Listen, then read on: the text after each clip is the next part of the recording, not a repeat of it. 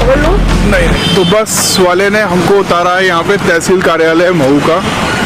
अगर आप लोग आओ तो यहाँ पे उतर जाना, क्योंकि यहाँ से वॉकिंग डिस्टेंस पे जो है बाबा साहब का जो जन्मभूमि है, इसे जन्मभूमि बोलते हैं, तो वॉकिंग डिस्टेंस पे ही है। इंदौर से अगर आप आते हो तो रेलवे स्टेशन से आपको 30 रुपये लगते हैं मात्र, और आपको वो यहाँ छोड़ देता है। और बहुत कन्वीनियंट है, मतलब हर 15 मिनट 10 मिनट पे बस चलती रहती है, तो ऐसा नहीं है कि आपको बस नहीं मिलेगी। तो अभी हम पैदल जा रहे हैं और पहुँच कर फिर आगे की बात करते हैं। और ये उस सीरियल में भी दिखाया हुआ है, और यहाँ पर जहाँ बाबा साहब जन्मे थे, जो दिखाया गया था सीरियल में, वहाँ पर एक बहुत बड़ा मॉन्यूमेंट बना चुके हैं, जो बहुत गजब का दिख रहा है इस वक्त। आपको भी दिखाता हूँ मैं। तुम पहली बार आए हो ना यहाँ? हाँ, पहली बार आया हूँ। क्या लगा देखकर? तो बहुत शानदार है। हाँ, पिक्चर में देखा था और ब्लॉग में देखा था आपके। तो हम सोच रहे थे अब जहाँ से जा ही रहे इंदौर होते हुए तो महू तो जाना बनता है। वैसे भी हमारे पूर्वज का सब मान लो घर ही है।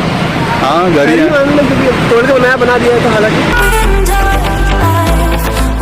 तो यहाँ पर सबसे पहले जो है वो नीचे एक छोटा सा बुद्ध विहार बना हुआ है पीछे साइड, वहाँ चलते हैं। हाल फिलहाल वहाँ पे ताला लगा हुआ है, लेकिन पास से दिखाते हैं। बंदे जी धर्मशील हैं, और ये जो पूरा आपको देखने को मिल रहा है आज, इन्हीं की वजह से देखने को मिल रहा है। इन्हीं ने बाबा साहब का वो घर जो है संभाल कर रखा, और अब जो जिसकी हालत आप देख सकते हैं कितनी सुंदर है इस वक्त। ये जो है पहला गेट है, यहाँ से हम एंट्री लेते हैं। जब पिछली बार आए थे यहाँ पे भयंकर भीड़ थी, मतलब यहाँ बैठने के लिए जगह नहीं थी, इतनी भीड़ थी। और आप इस वक्त आप आराम से जगह देख सकते हैं पूरा।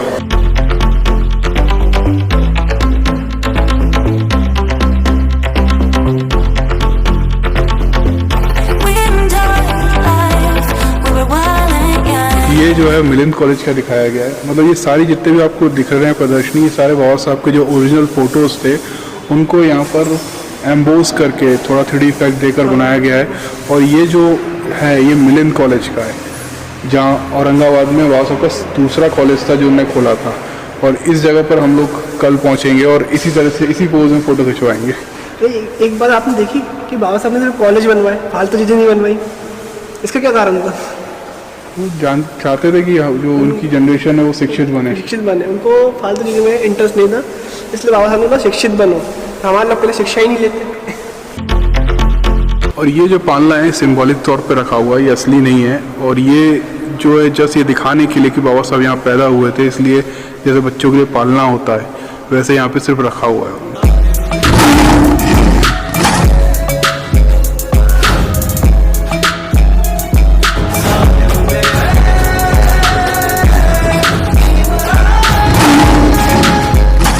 ये ग्राउंड फ्लोर की स्टैचू है जो बाबा साहब की यहाँ पर बनी है। ऊपर और भी ज़्यादा सुंदर स्टैचू बनाई हुई है, और इस तरह से यहाँ पर कर रखा है। तो ये वो जगह है जहाँ पर सब लोग आके फ़ोटो खींचते हैं। मैंने भी खींच ली और कुछ फ़ोटो इंस्टाग्राम पे डाली हैं, वो देख लेना। तुम्हारा क्या अकाउंट है सुमित इंस्टाग्राम का? मेरा मिस्टर सुमित। तो मिस्टर सुमित को भी फॉलो कर लेना। और अब जा रहे हैं हम इसके फर्स्ट फ्लोर पर, जहाँ पर इसी तरह से और भी ज़्यादा सुंदर तरीके से मूर्तियाँ बनाई गई हैं, तो वो भी चल कर देखते हैं। चलो सुमित।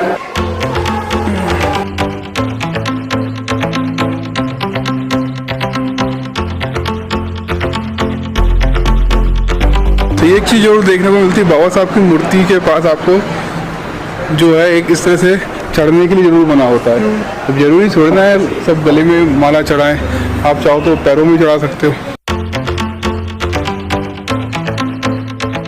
तो बाबा साहब को क्यों चूमा तुमने?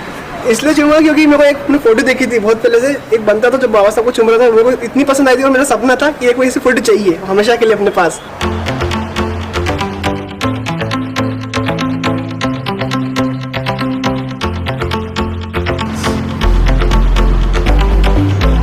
और ये है यहाँ की सबसे ऊंची और सुंदर मूर्ति, गोल्डन में, बहुत ही प्यारी और मनमोहक दृश्य है।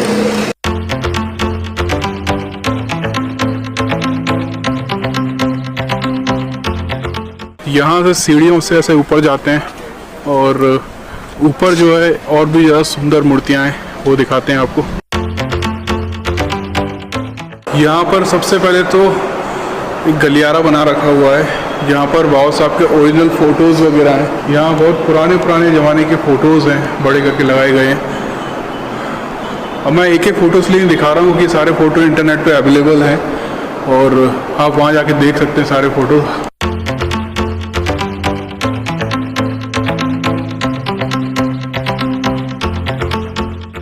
जब यहाँ से एंट्री लेते हैं ना, तो ये इस तरह का यहाँ पे एक बहुत बड़ा सा डोम बना है।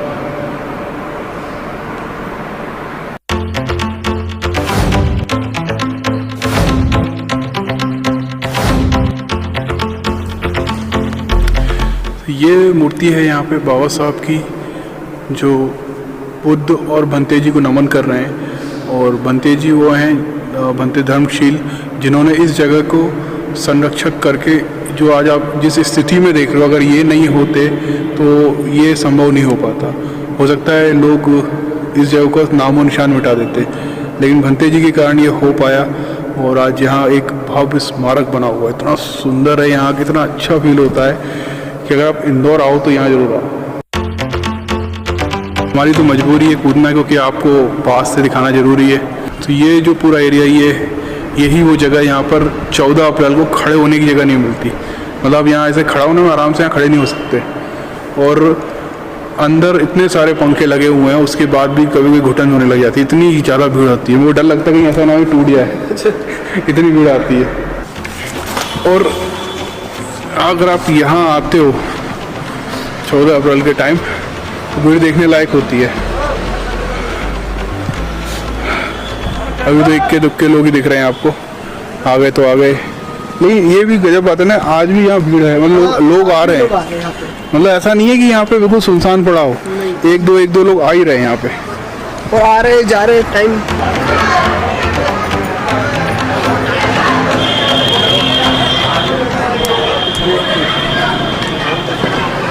ये जो घर दिख रहा है आपको, ये बाबा साहब का पुराना घर था और ये इसकी ओरिजिनल फ़ोटो है। तो ये इस तरह के फ़ोटोज़ जो हैं इंटरनेट पे भी मिलते नहीं है। और इस वक्त जो है यहाँ पे बुद्ध विहार था, वो खुल चुका है। यहाँ पे बाबा साहब की अस्थियाँ रखी हैं, तो वो हम लोग देखने के लिए आए हैं।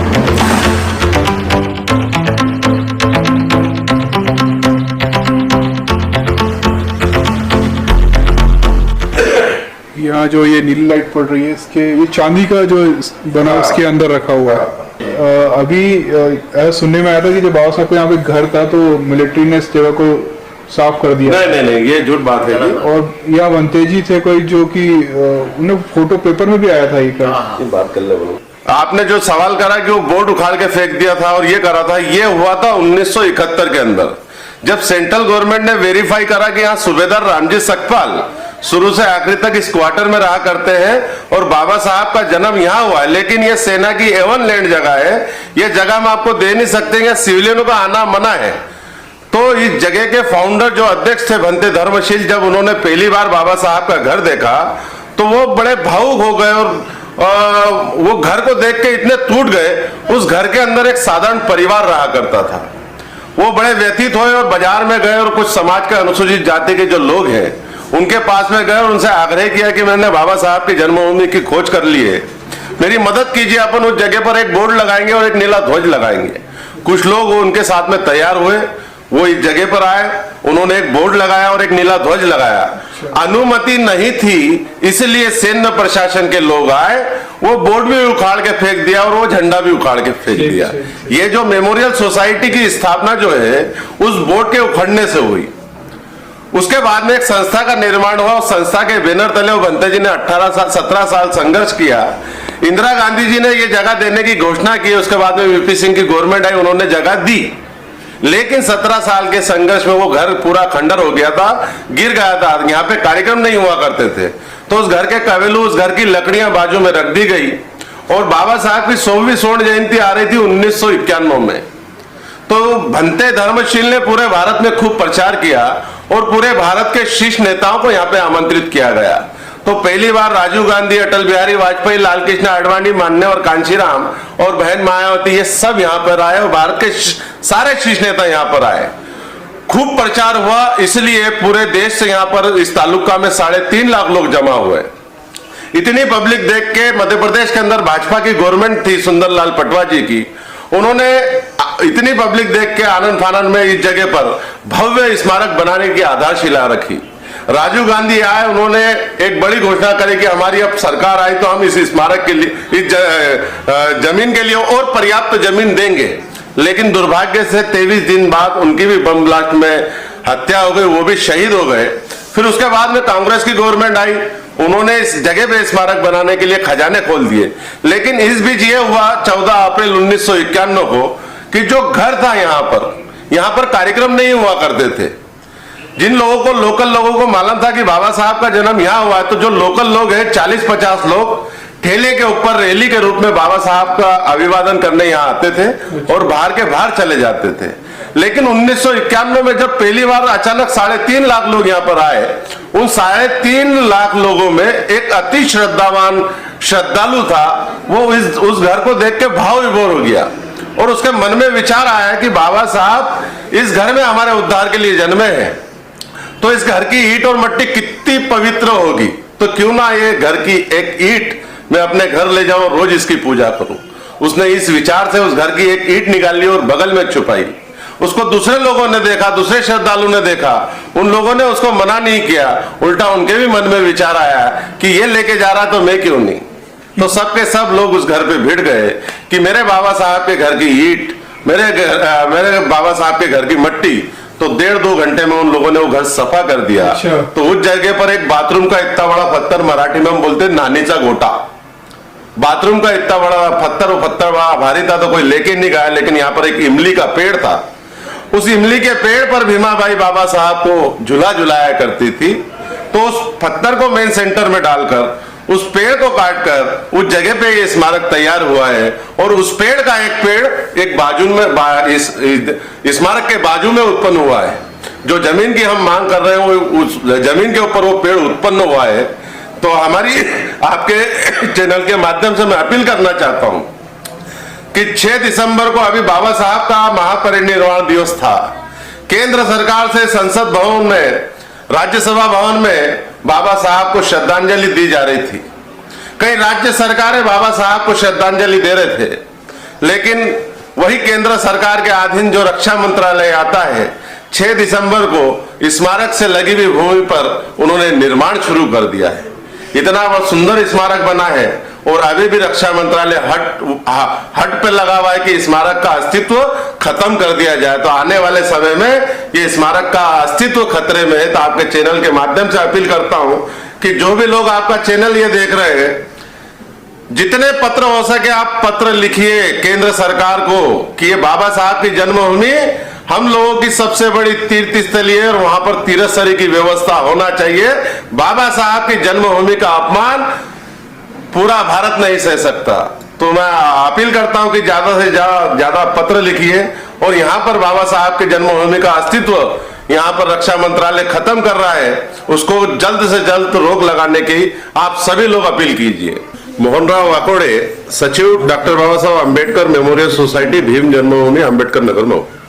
तो ये जो समस्या इन्होंने बताई है कि इस तरह से कि यहाँ पर जो आसपास की जगह है वो गवर्नमेंट उनको दे नहीं रही है, और अगर वो देती है तो यहाँ पर बहुत सारे जो आसपास के पुस्तकालय हो गया, कुछ अच्छे पार्क हो गए, और यहाँ पर जो प्रोग्राम होते हैं उसके लिए एक थोड़ी सी जगह मिल जाएगी।